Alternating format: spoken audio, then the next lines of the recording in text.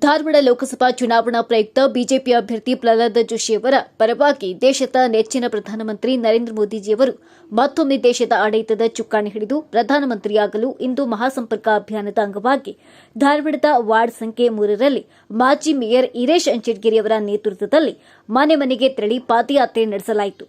Ward number 3ರ ವಿವಿಧ ಬಡಾವಣೆಗಳಾದ ಮಹಾತ್ಮ ಬಸವೇಶ್ವರ ನಗರ, ಜಂಬಗಿ ಓಣಿ, ಕೋಟಿ ಓಣಿ, ಗುಲಗಂಜಿಕೊಪ್ಪ ಭಾಗದಲ್ಲಿ ಮಾಜಿ ಮಹಾಪೌರರು ಈರೇಶ್ ಅಂಚೆಡ್ಗಿರಿ ತೆರಳಿ ಮತಯಾಚಿಸಿದರು.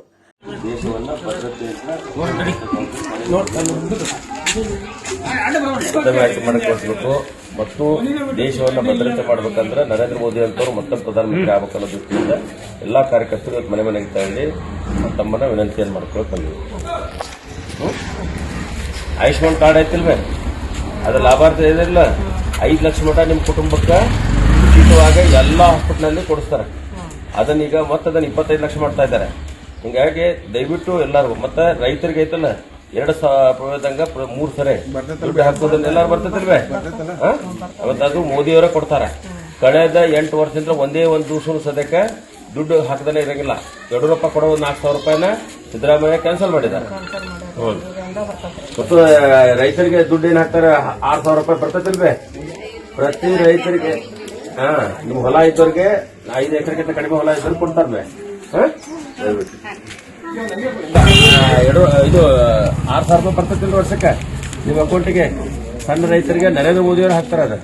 ಹೀಗಾಗಿ ಪ್ರತಿಯೊಬ್ಬ ರೈತರಿಗೆ 5 ಎಕರೆಗಿಂತ ಕಡಿಮೆ ಇದ್ದವ್ರಿಗೆ ಹಾಕುವಂತ ಈ ಹಣವನ್ನ ತಪ್ಪದೇನೆ ಕಳೆದ 8 ವರ್ಷದಿಂದ ಹಾಕೋತ್ ಬಂದಾರ. ಈ 4,000 ರೂಪಾಯಿ ಯಡಿಯೂರಪ್ಪ ಹಾಕ್ತಿದ್ರು, ಈಗ ಇರುವಂತ ಸರ್ಕಾರ ಅದನ್ನ ರದ್ದು ಮಾಡೈತಿ. ಹಾಗಾಗಿ ನರೇಂದ್ರ ಮೋದಿ ಅವರಿಗೆ ನಿಮ್ ಮತ ಹಾಕ್ಬೇಕು, ನಿಮ್ಮೆಲ್ಲ ಬಳಗಕ್ಕೆ ಹೇಳ್ಬೇಕು. ಮೋದಿ ಅವ್ರಿಗೆ ಓಟ್ ಹಾಕ್ಬೇಕ. ದೇಶ ಬಲಿಷ್ಠ ಆಗೈತೆ. 6,000 ರೂಪಾಯಿ ರೈತರಿಗೆ ಕೊಟ್ಟಿದ್ದು ಮೋದಿ, 5 ಕಿಲೋ ಅಕ್ಕಿ ಕೊಟ್ಟಿದ್ದು ಮೋದಿಯವರು.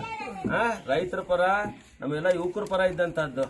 IIT, IIT ಮಾಡಿದಾರೆ. ನಿಮ್ಮ ಮಕ್ಕಳು ಭವಿಷ್ಯದಾಗ ಇನ್ನರ ಉಳಿಸ್ಬೇಕಂದ್ರೆ, ಈ ದೇಶ ಅಭಿವೃದ್ಧಿ ಆಗ್ಬೇಕಂದ್ರೆ ಮೋದಿಯವರಿಗೆ ಮತ ಹಾಕ್ಬೇಕವ.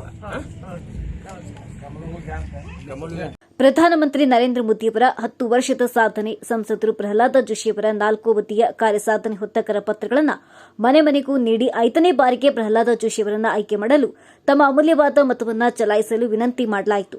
ಈ ಸಂದರ್ಭದಲ್ಲಿ ಮಾಜಿ ಮಹಾಪೌರರು ಈರೇಶ್ ಅಂಚೆಡ್ಗಿರಿ ಅವರೊಂದಿಗೆ ಪಕ್ಷದ ಮುಖಂಡರಾದ ರಾಜೇಶ್ವರಿ ಅಳಗವಾಡಿ, ಅಶೋಕ್ ಶೆಟ್ಟರ್, ಬಸು ಬಾಳಗಿ, ಶೋಭಾ ಜಾಧವ್, ಬಸವರಾಜ್ ಇಸ್ರಣ್ಣವರ್, ಚನ್ನಬಸವ ಕಲಗಟಗಿ, ಶಿವಪ್ಪ ಕೋಟಿ, ರಾಜು ಹೆಬ್ಬಳ್ಳಿ, ಕಮ್ಮಾರ್ ಪಕ್ಕೀರ್ಗೌಡ, ಪಾಟೀಲ್ ರವಿ, ಅವಣ್ಣವರ್, ಮಂಜುನಾಥ್ ಬದ್ಲಿ ಉಪಸ್ಥಿತರಿದ್ದರು.